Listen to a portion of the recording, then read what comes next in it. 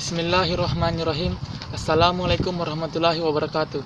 Perkenalkan, nama saya Syahman Basri. Stanbook 21910072 akan membawakan sebuah materi. 1. Konsep uang dalam Islam. 2. Sejarah munculnya uang. 3. Fungsi uang dalam sistem ekonomi syariah. 4. Jenis-jenis uang. Sebelum dikenal dengan sistem moneter seperti sekarang ini, dulunya pernah berkembang perekonomian dengan sistem barter atau dikenal dengan silent trade. Dalam perekonomian, sistem barter ini dilakukan dengan cara mempertukarkan barang dengan barang dan berfungsi sebagai alat pembayaran.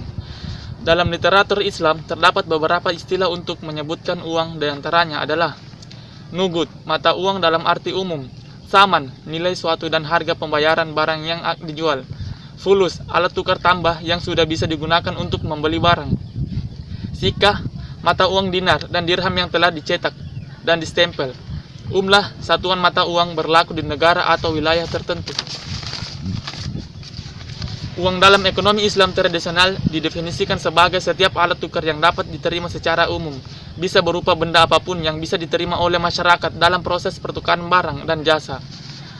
Uang dalam ilmu ekonomi modern, uang didefinisikan sebagai suatu yang tersedia dan secara umum diterima sebagai alat pembayaran bagi pembelian barang dan jasa serta kekayaan berharga lainnya, serta untuk pembayaran utang.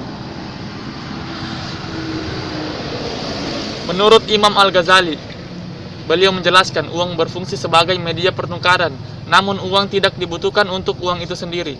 Maksudnya adalah uang diciptakan untuk memperlancar pertukaran dan menetapkan nilai yang wajar dari pertukaran tersebut, dan uang bukan merupakan komoditi.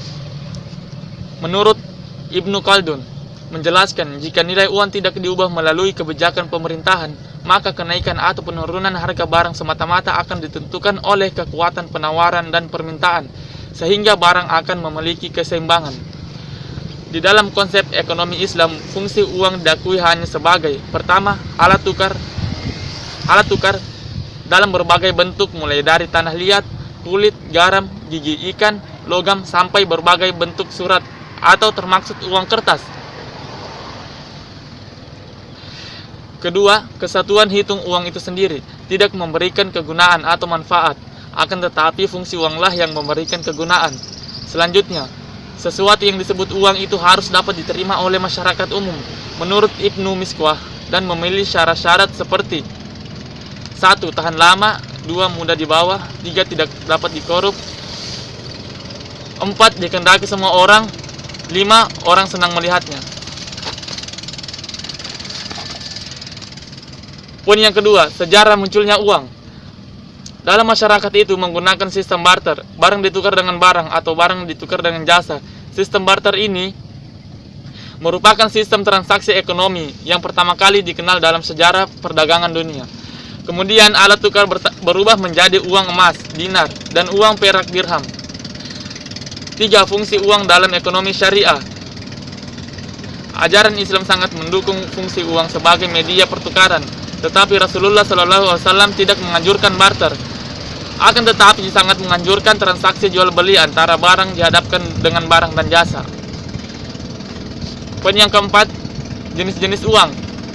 1. Uang komoditas adalah alat tukar yang memiliki nilai komoditas atau bisa diperjualbelikan apabila barang tersebut digunakan sebagai uang. 2. Uang logam merupakan fase kemajuan dalam sejarah uang. 3. Uang kertas.